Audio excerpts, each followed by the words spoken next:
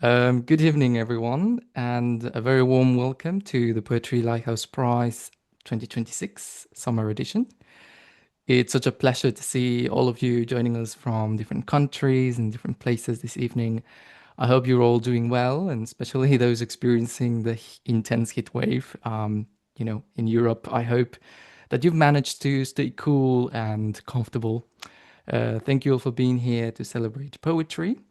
As the founder and editor-in-chief of the Poetry Lighthouse, it's one of my favorite moments seeing the community coming together like this. And it's always inspiring to hear poets share their work in their own voices. And I genuinely can't wait to hear everybody reading tonight. But first of all, congratulations to everyone for being shortlisted. Being shortlisted is already a huge achievement in itself. We've received so many submissions, and our editors had to take very hard choices. So, regardless of tonight's results, you've enriched our minds and hearts simply by bringing your work and sharing it with us. Um, I think that before we move to the prizes and the announcements later this evening, I will begin with a little section of short poems by our editorial team. So it gives me a great pleasure to introduce the first reader, who is Hannah Barr. She's editor at the Poetry Lighthouse, and she's going to read us a poem. Hey everyone, so nice to meet you all. So this is my poem from my new collection of war poems, and it's called A Long Lost Friend. After years, I stepped back in time, under the same street light where I used to climb. Old, rusted, and spine shattered. Just like that, my life got scattered. Our journey made us see a gory chain, the fiery ropes of bullet rains, and the smoky skirts of Gentile bombs, seducing us to recreate brutal wars. Bricks mourned and homes bled tears, wealth surrendered and mud shook with fear. Clouds choked with metallic shells and cracked fissures with painful bruises. Dear long lost friend, my life has almost reached the end. You withstood all deadly chances to reconcile with me the nuisance. Here comes the midnight stars after so long, and I lean on you, and I belong. Thank you.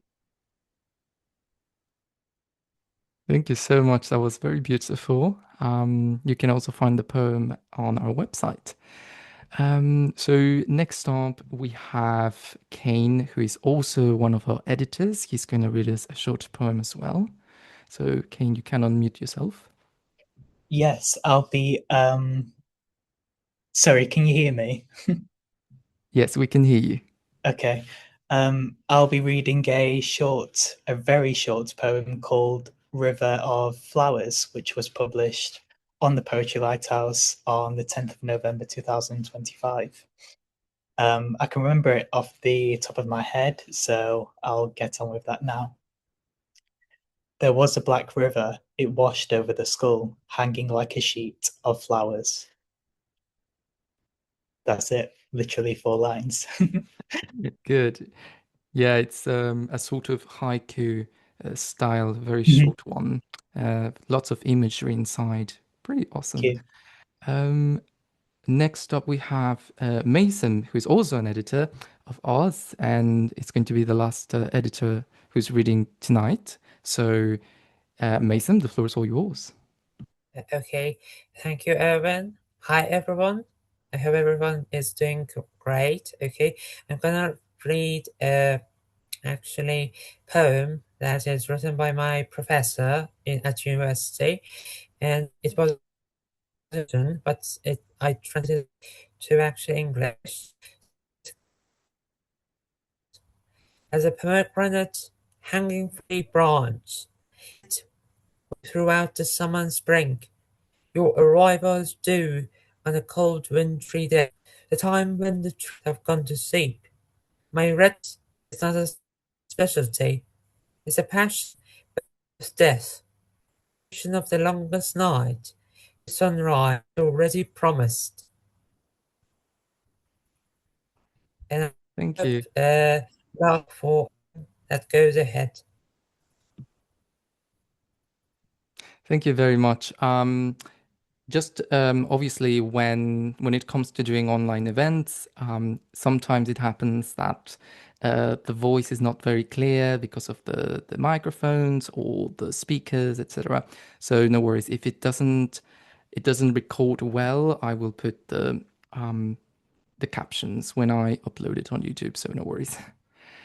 Okay, so right. Well, very beautiful readings.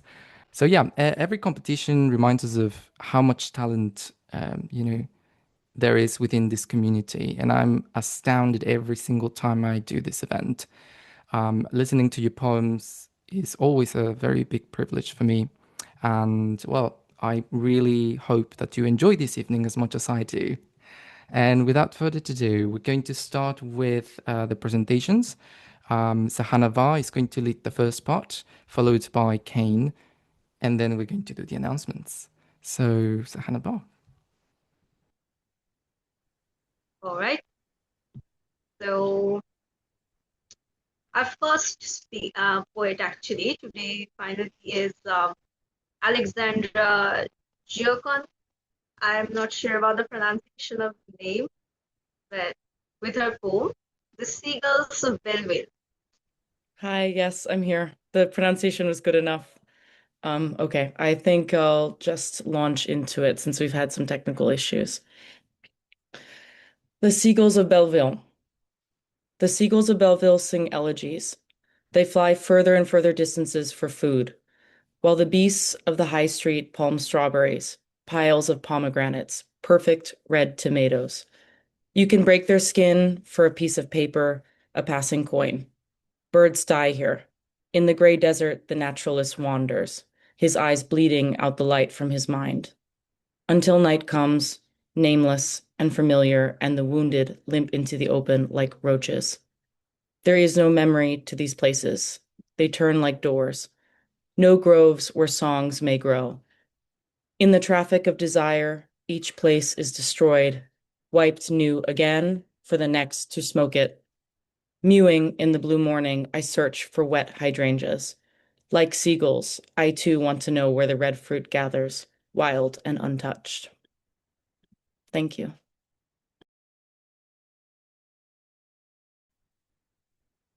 I did get my issue solved. Can you hear me okay now? So, Erwin, shall we go on to Arvila? Yes, Please? yes, go ahead, please. We can hear you now. Okay, good. Next, we have Arvila with Apartment Crossing. Okay. Apartment crossings. The man in the brown tweed coat nods to the jogger in green leggings. She nods back, adjusts her ponytail, bounces on the balls of her feet, then waves to the old lady from 109 who has a three-legged cat. The old lady says, "The sun's out," turns to the mechanic with half moons of grease around each of his nails, and repeats, "The sun's out." The mechanic grins, says he can sleep, rain or shine, steps into the elevator where Mr. Brisket, not his real name, he just cooks a lot of brisket, is tapping a newspaper against his palm. They ride to the fifth floor and are met by the 8-year-old twins from 507. Just as the doors open, they high-five Brisket and ask for peppermints, which he doles out of the pockets of his red paisley robe. Katerina strides down the hallway in cargo pants and combat boots, stopping only to give the group a salute. No one knows if she's actually military, but her cropped hair and impossibly straight posture leave people to wonder. She exits the building. Mrs. Albright, coming back from the beauty parlor with freshly coiffed blue hair, tells her there's a chance of rain late afternoon.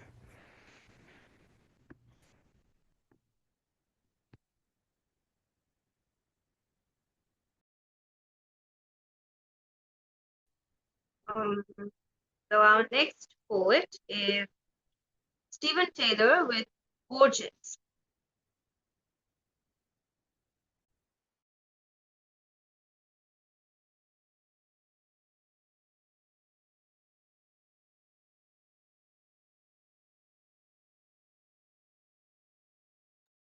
I don't know if you can hear me okay. No, there's nothing. Can you hear me okay? I'm sorry, I just need a. Sorry, I just got a thumbs up. That's okay, right. Thank you. The poem that I'm about to read, Borges, blurs at the Argentine modernist with a Victorian architect who designed textile mills, a guy called Stott, who was a more regular conservative than Borges. Both my parents were mill workers. My dad was a cutter, my mum was a machinist, and a mill designed by Stott was amongst the largest in the town where I was born and raised on the edge of Manchester. It was converted after a while to the manufacture of tobacco, so cancer became one of our most successful byproducts. Borges could easily imagine a library with an infinite number of possibilities, and I think that's one of the things I like to explore in poetry. Borges, if the universe does consist of adjacent rooms, and each room contains connecting walls of books, then a library is best assessed by the quality of the bindings, and a cotton man can be measured by external features. For a brief period, Egyptian flourishes were popular, and ornamental turrets replaced octagonal chimneys. Brick became redder, more receptive to the glossy shine of rainwater, and the Oldham architect, Sidney Stott, responsible for 80 designs in the Lancashire region, delighted in windows which admitted light but afforded the workers no view. His commercial trick was to demand a percentage of the profits rather than a flat fee for his services. It made him into a baronet and a high sheriff of Gloucester. His strategies reached India, pursued by librarians, ever more desperate to discover his secret. There was no secret, only books. Thank you.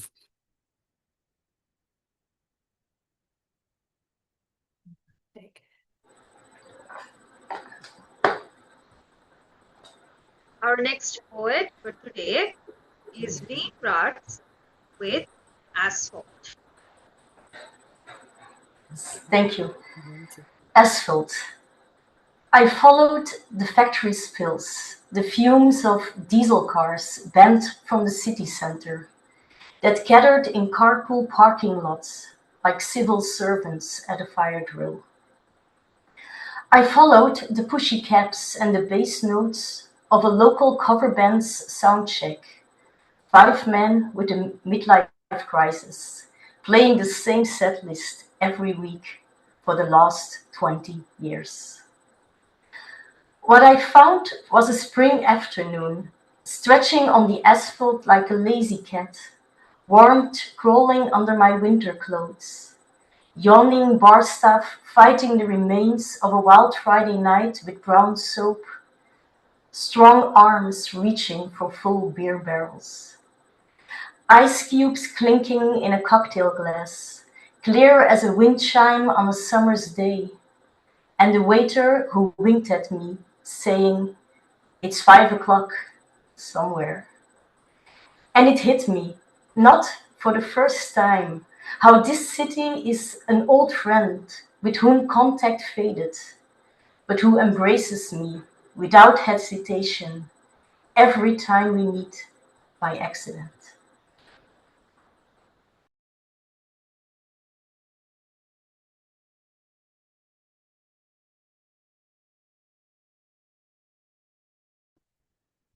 Can't believe there are so many lovely poets present here.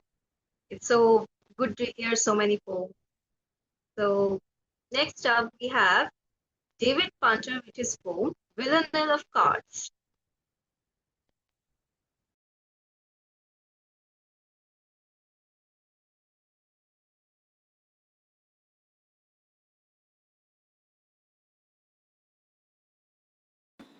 David, you're muted.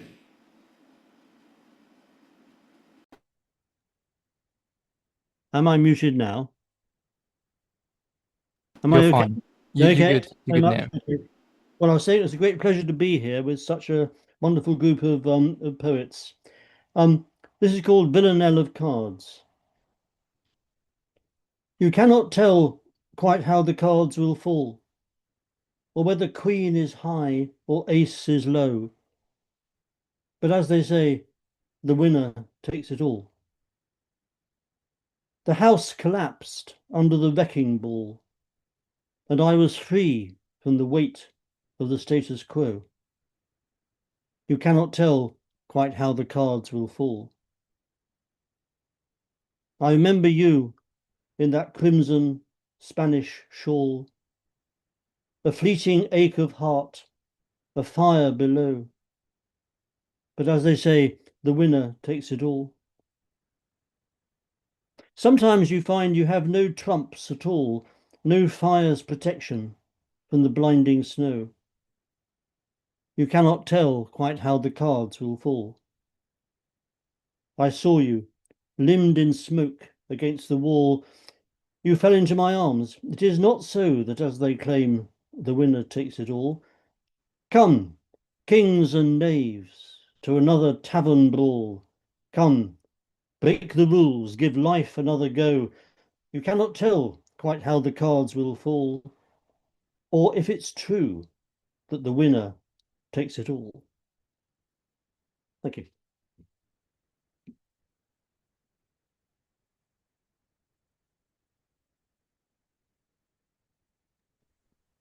So many hearts and claps, truly. Next poet is Arlo Akshya Solomon. Hello, everyone. Okay. This is Solomon. Striking silver, vibrant sights. Silence falls into my hands. Against the lights, my brushstrokes soften, pen softly rowing, colors into threads. A mural's reflection. A splitting line, I trace his skin.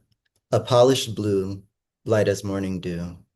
Hold it, right there, perfect. His neck is the most welcoming surface I've ever seen.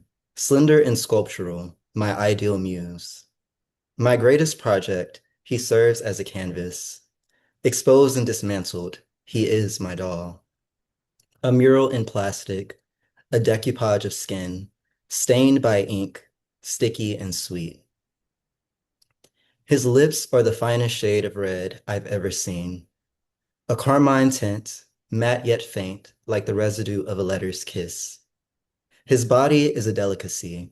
His arms, connectors. His legs, pillars. Puzzles and extensions, the foundations for my final piece. My toolbox of creation, strings, needles, glue, construct. Tighten into place, a mannequin. His neck, his arms, his legs, his face, his skin, painted, drawn, assembled, sewed onto plastic.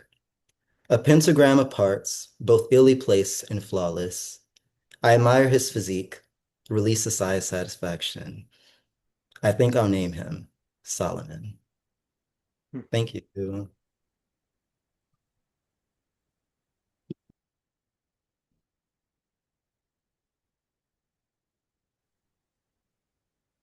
Next up, we have Vanessa Napolitano with By the Closed Pool in Palm Springs. Hi everyone, it's lovely to be here. Just go straight to the poem. By the closed pool in Palm Springs. Sneaking as three women in suits can sneak to the poolside. Artificial green-blue light bold in the desert dark. The hotel at this hour seems like a distant island or a cruise ship with lit windows.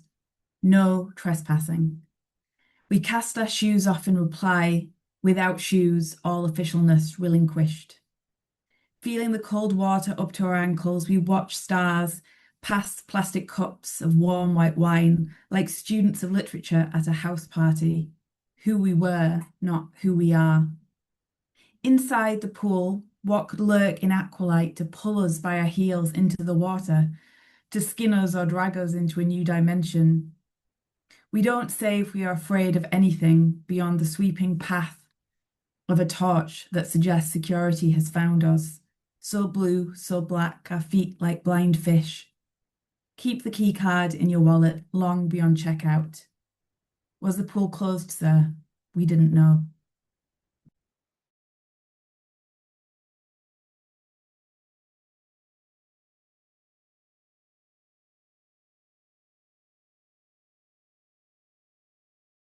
Next, we have, okay, we learn how to eat blueberries. So we have Aaron Radford with the poem, Eat Blueberries in Moderation.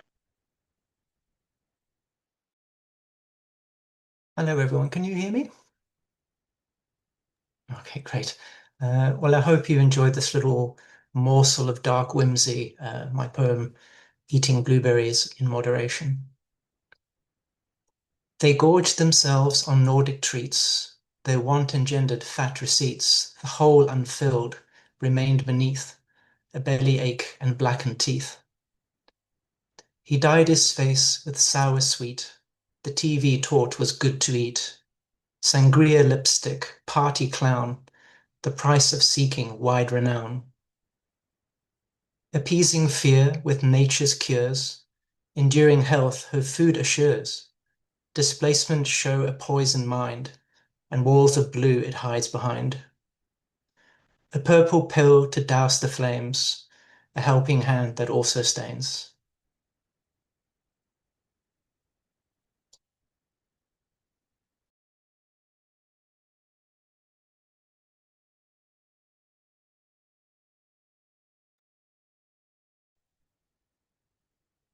Following him, we have Carrie Taylor with her poem, Ode to the Emergency Room.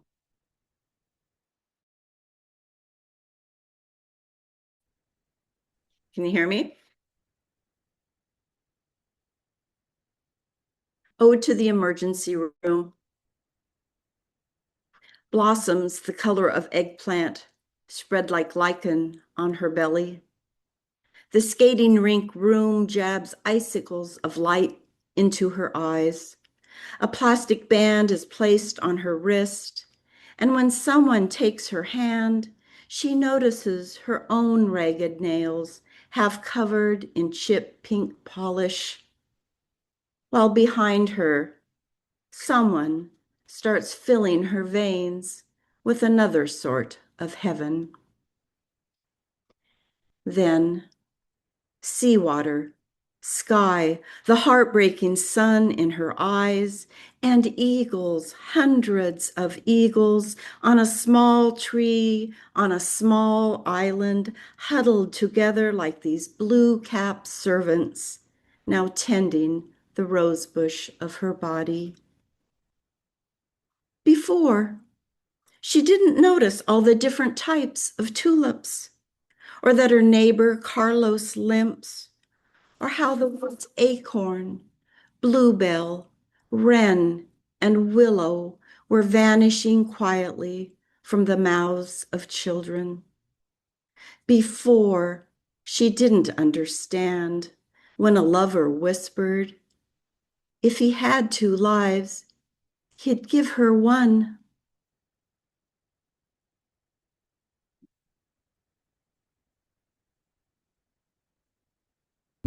So we're just going to do a little break, just to 5 minutes. And in the meantime, I'm just going to present some of the, new things and announcements of what's coming up at the Poetry Lighthouse. So I'm gonna try to share. Okay. So, well, first of all, that was amazing, these readings. That, it just so heartwarming and sometimes heartbreaking. But nonetheless, I think they all have something special, and it really moves me to hear such a wonderfully well-crafted poem with such deep emotions and imagery. So thank you for that. I'm going to just present something very quick. So first of all, the new anthology is coming out on July 31st, in which all of your works will be included. So this will be available pretty soon. And yeah, this time the cover is going to be blue. So yeah, I really hope you enjoy it. It's been such a joy trying to put everything together. And yeah, I think every anthology has its own essence, and this one has a really beautiful heart. Then we have donations as well in case you'd like to support. Obviously, this is not mandatory. Only if you can go to on a website as well, which it has a page for Buy Me a Coffee, which is where you can make a donation to support the Poetry Lighthouse and the community. Also, you can find our previous volumes of our anthologies on the website, which, it helps us as well. If you buy a collection, it also helps, to fund the prices. It helps to keep us going. So yeah, it's thank you so much if you've already done that. Some really exciting upcoming releases. So we have 5 books, which I can't reveal the cover yet, but so far I can reveal 3 of them. The first one is Poems from the Odyssey.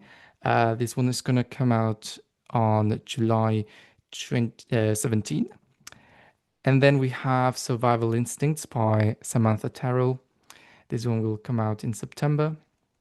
And then we have Voiced and Voiceless by Pulkita Anand. And this one will come out in December. We also have other works, which I've included below, which are the anthologies that we have already published. So yeah, take a look. You can read the abstract or the synopsis in order to see which one you'd like to read the most. Also, just a quick heads up, we're gonna have an event in London. So if you're here or if you can make it, we will be at the Common Press Bookshop. This will be on the 20th of July, and it will be very lovely because we're going to read lots of poems.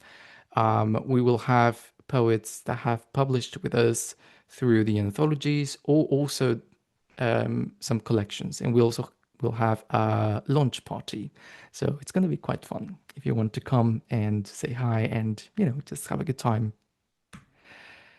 All right.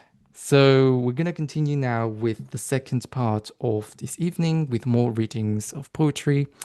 And this time it will be Kane, our editor, who will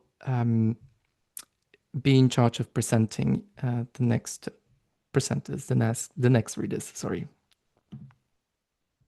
Okay. I'm very glad that I've been given this opportunity to do the second part. So thank you, Erwin.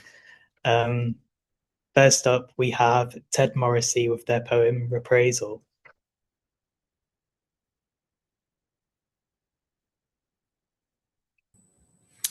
All right, thank you for all of this. It's fantastic. I love hearing everyone's poem.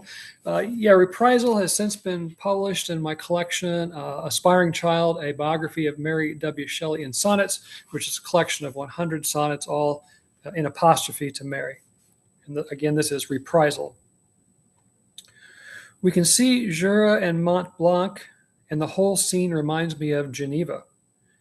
You'd landed in Calais and were en route to Lyon, eschewing Paris. The scenery was spectacular, the weather delightful. Then, approaching the Alps, snows began to encroach upon the road. You entered Italy via the treacherous Ceni Pass. The cold foreshadowed Byron's icy reception. You all wanted to reprise the summer of 1816, all except the Lord, who vowed to never see Claire again, the mother of his daughter, whom she'd brought, hoping, to Milan. Thank you. Thank you, Ted. Next up, we have Oscarina with their poem Impossible Scarlet.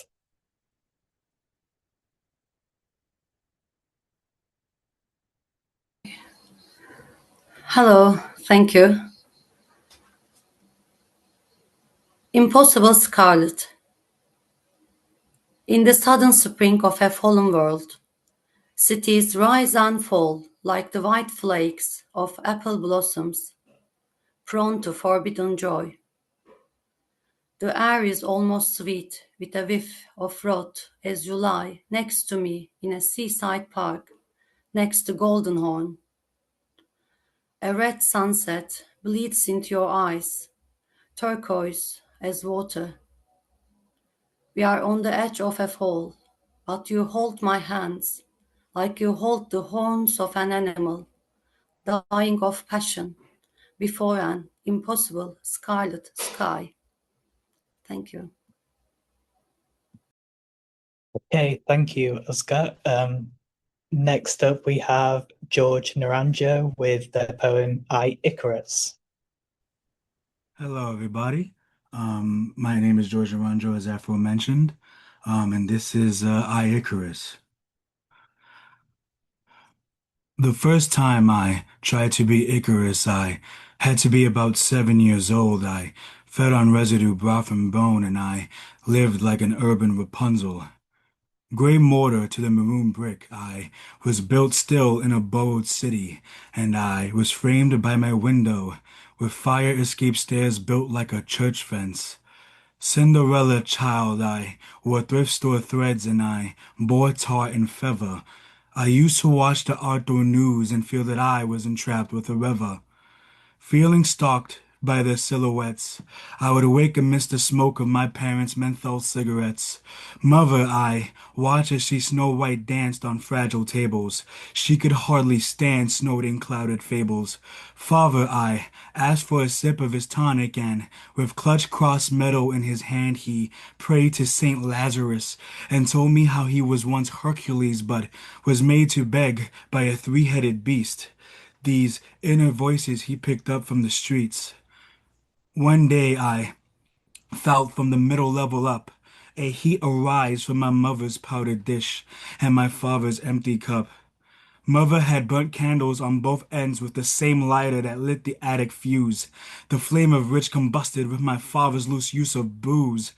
Betting my chance as an act of fate, I realized that I fit through the window frame. I jumped onto the fire escape, and I climbed to a Rapunzel peak as I Snow White danced under steel sheets. I tore my old hand-me-down clothes, now exposed. I oversaw the inner city streets, and I heard father's voices call up to me. Losing balance, I try to correct my steps, but I overtake my own feet, and I start to feel the sun's heat, and I see the feathers fall away, and I miss my mother, and I need my father, and I no longer wish to be here as I am afraid, as I begin to fade, and now I feel a generational weight, and I, Icarus. Thank you. Thank you, George. That was very good. Next up, we have Robin Catharse with their poem Richard the Lionheart. Hi, everyone. I hope you excuse me having my camera off. I'm not feeling 100%, but I am finding all this poetry very healing, so thank you all for that. I won't do like a long preamble, but because it's like a history poem, I just go do like a little bit of context to make it more accessible. So basically, this poem is part of a series that I wrote while studying British history for my citizenship test. It's about Richard the Lionheart, who was King of England, but did not actually speak any English. He only spoke French. So that's what the poem is about. And the last two lines are in French. So just to translate those in ahead of time, sauf qu'il ne veut pas, peut-être means only he doesn't want to and maybe cannot. So, Richard the Lionheart. Lions start for weeks, then let loose. Not with a bang, but with a whisper, so as to not alert the sleeping princess above, whose heart bleeds only metaphorically. No, you would not have survived as Richard did. But you could learn Mandarin. If you wanted to, you could learn any language. Arabic holds much wisdom and does not guard it very closely, while German contains a counterintuitively vague sense of the importance of each noun, capitalized and easy to wind up around a foreign tongue. Obviously, for both you and Richard, there is English, the perfect language for a noble thief insistent on pretending that the only thing that ever really gets away from us is the weather. And yet, Richard had made it easy for you to best him in this.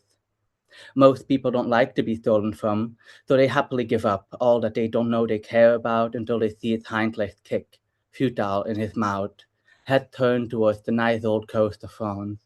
It's the can-do attitude all around us. Sauf qu'il ne veut pas. Peut pas, peut-être.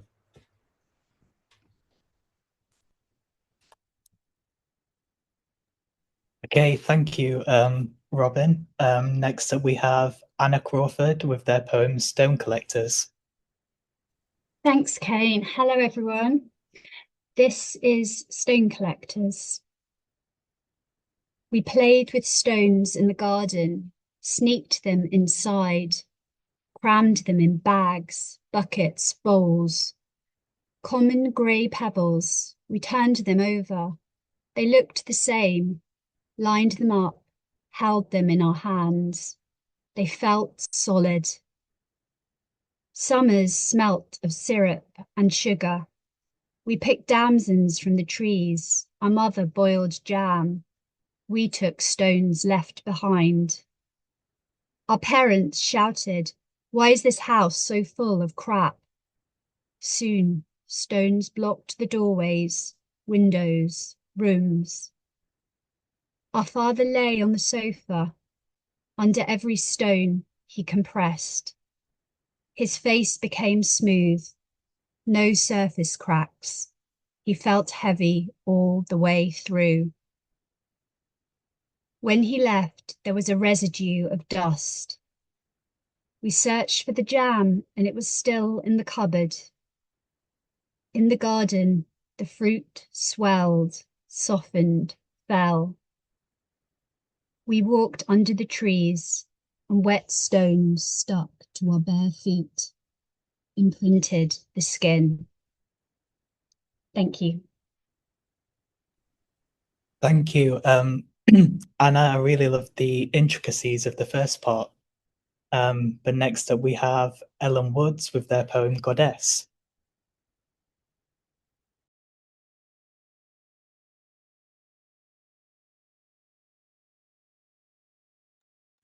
I think she might not be here because she was running late. Yeah.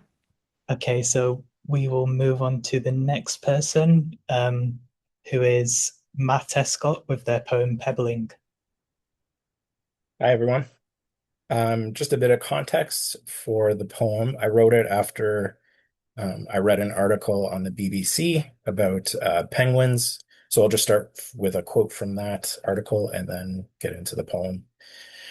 So from the BBC, Gentoo penguins know a good pebble when they see one, scooping them up in their beaks. They carry them to their partner, a gift that acknowledges the relationship between the two penguins and helps grow the nest for their budding family.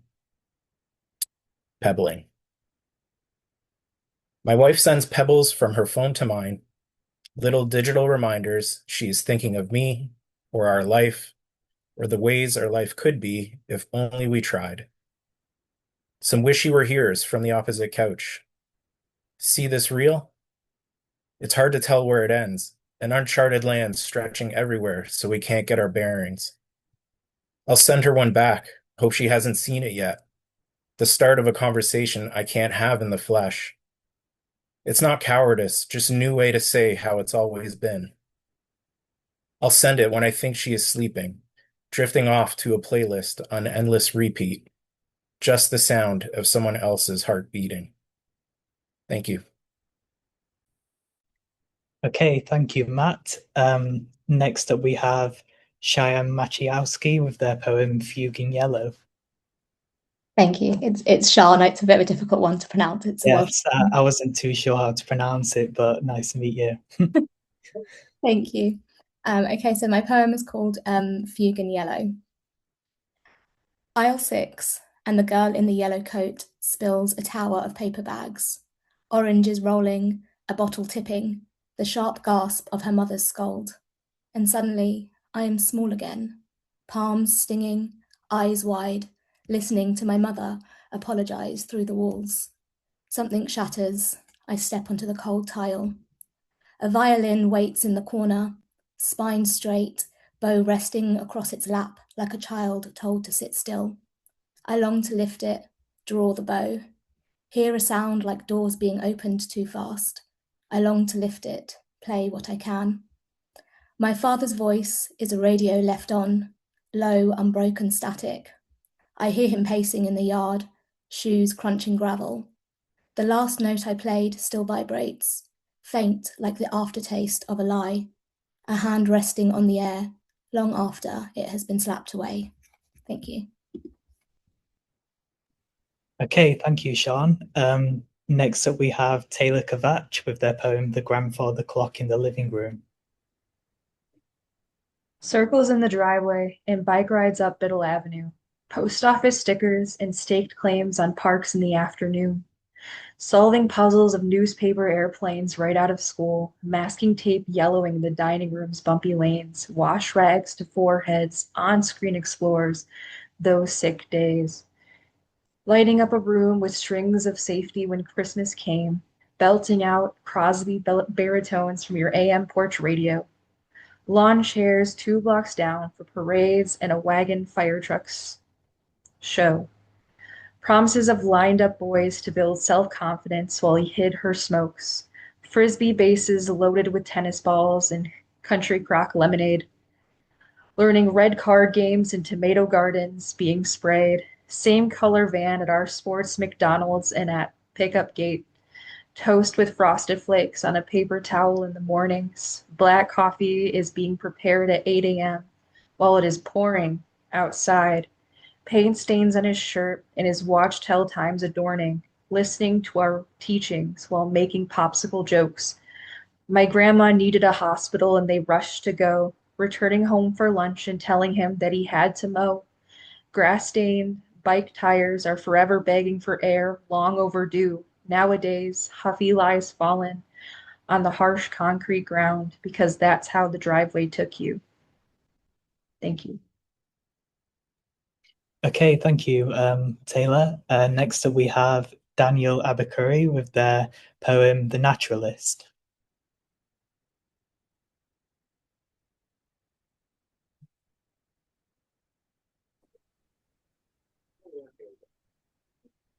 Hello. Hi. Please, can you hear me?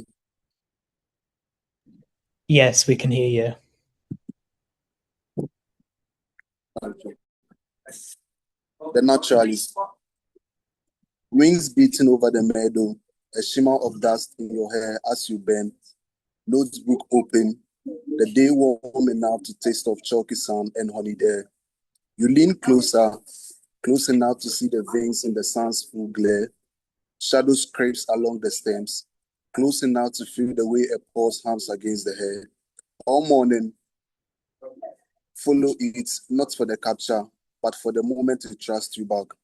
The moment it trusts you back, you follow it, not for capture, but for the harm against the hair. The way a pulse feels close enough to see in light, close enough to lean closer still, close enough to see the veins in the sun's full glare. Shadow scrapes along the stems, warm enough to taste of chalky sand and honeyed air.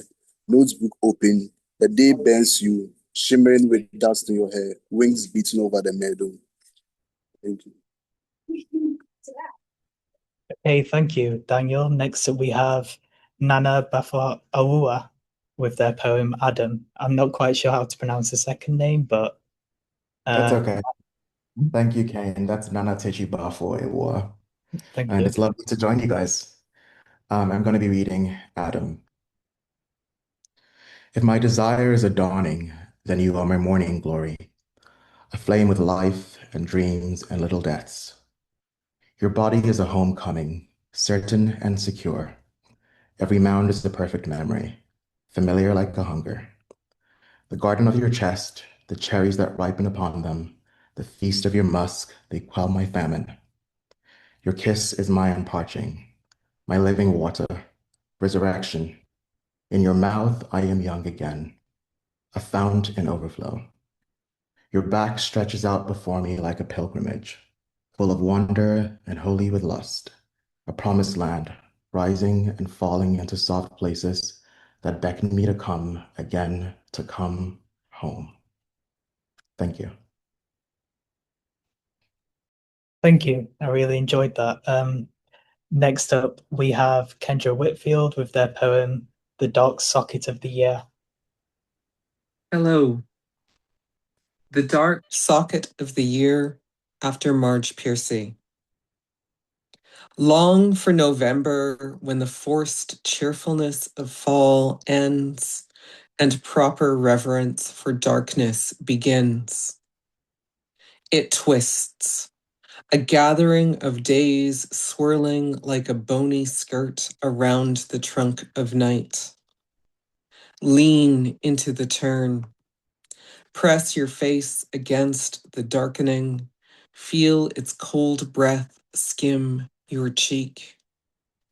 Hear it whisper your name, invite you to linger in its inky embrace. Rest here a while. Steep in the chill light of the receding sun. Stretch with the lengthening shadows of bare-branched trees. Wait. There is poetry in the pause. Even the moon grows bloody and dim. It, too, needs respite from the shine. Okay, thank you, Kendra.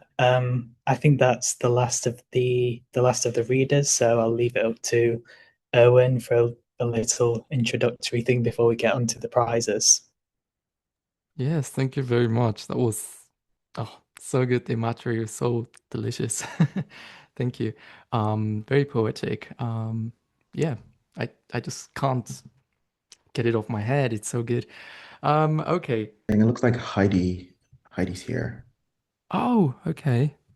She just dropped something in the chat, so. Okay, I'm sorry. Yes, go ahead, please. Can you hear me now okay? Yes. You can. Okay, I'm so sorry. I'm traveling. We had a family emergency. Otherwise, I wouldn't be in a car. So I do apologize. So this is the ash borer. The ash borer took tree I planted, probably years ago, though I've only just found out. The house looked vacant, but it was the empty verge that took me by surprise. It's a conversation piece, something new to offer him. It's a drug house now. My dad says it with authority, though how he'd know this, I cannot tell. We lean over the puzzle in the corner of his room. Larger pieces and only 500 in the box, scattered around the box. In his hand, a fly swatter lifts the edge of a piece that won't be caught. I look at my watch in that slow sideways way I hope he doesn't notice. I hold his hand, but softly so it doesn't hurt. I was talking about the tree, I want to say. I miss the tree. Thank you. Oh, that was such a lovely poem. Thank you so much. I'm so glad that you were able to join us, and I'm sorry for that you are in this conditions and you're driving. But yes, thank you so much for making it. Well, what can I say? So much talent, all of you. Thank you so much for coming tonight. It's genuinely difficult as an editorial team for us to be able to pick amongst so many, because we all like so many bits of your poems that are just so difficult to manage to, narrow it down up to 3. But well, it is what it is. And so, well, now we're going to announce the winners. I think everybody's been waiting for this. So As well, we're going to present them. Each editor will present a different prize. Sahana will present the third prize, followed by Kane. He will present the second prize, and I will be presenting the first prize. So, Sahana, are you ready? Oh, let me pop up the PowerPoint because I want to make it emotional, a bit dramatic.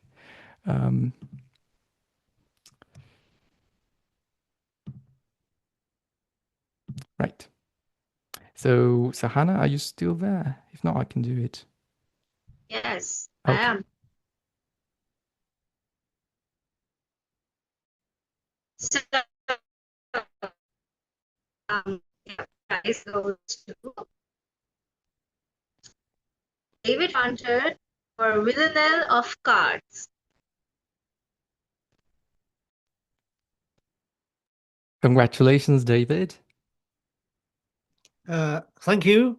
I'm delighted because there were so many excellent poems tonight, and I've really enjoyed hearing all of them. I'm most honoured to have won the third prize. Thank you very much indeed. Thank you.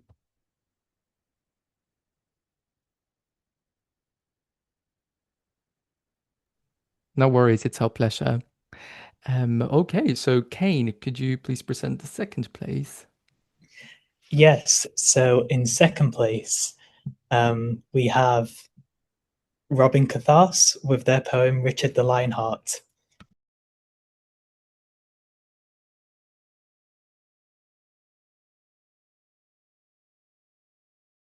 Oh, thank you so much. That's an honor. I'm genuinely surprised, but I'm glad you guys liked it. Thank you.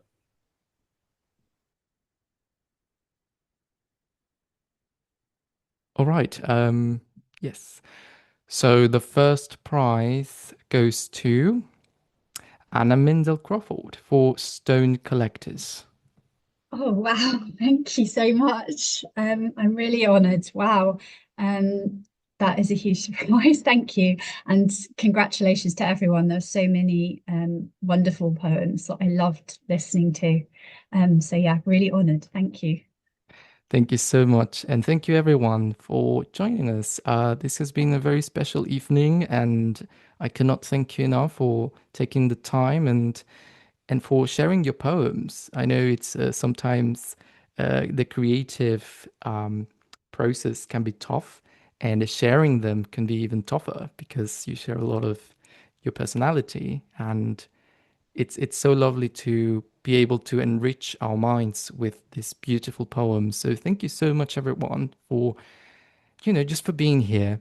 And yeah, I hope you keep on reading loads of poetry. We publish almost every day on the website. So we have lots of events and collections coming up. So yeah, don't be a stranger. Keep sending us your work. We love it. And yeah, so I cannot thank you enough. I hope you all have a wonderful evening or morning or afternoon, wherever you are. And yes, keep safe from the heat wave as well. If you are in Europe, well, that's it for tonight. Thank you all very much, and congratulations to the winners.